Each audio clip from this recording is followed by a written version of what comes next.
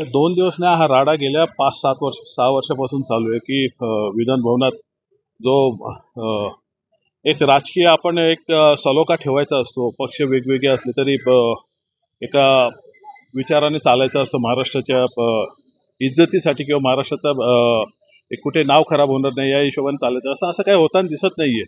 आणि ही चुकी हे जे होते, कोण होते मला माहिती नाही, त्यांची नाही, त्यांच्या नेत्यांची आहे. शेवटी जसा नेता असतो तसेच त्यांचे कार्यकर्ते असतात.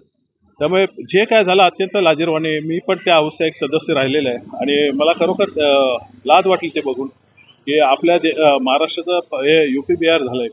अत्यंत खेदाची गोष्ट. नाही, हे असं चालूच आहे. मी बोललो ना 5-6 वर्षापासून हेच चालू आहे. जिसकी लाठी उसकी भैंस, त्या हिशोबाने सगळं कारभार चालू आहे. मला वाटतं फडणवीस साहेबांकडनं लोकांच्या अपेक्षा आहेत, बाकी कोणाकडनं नसल्या तरी त्यांनी एक ह्याच्यावर बारकाईने अजून लक्ष द्यावं. हळूहळू परिस्थिती सुधारू शकतात, आम्हाला त्यांच्याकडनं आशा आहे.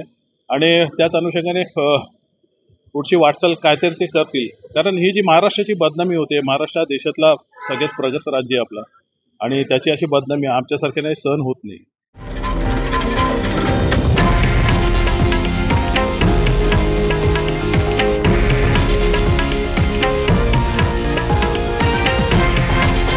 हे आहे देशातील नंबर 1 न्यूज नेटवर्क आणि आपण पाहत आहात TV9 मराठी, एकमेव.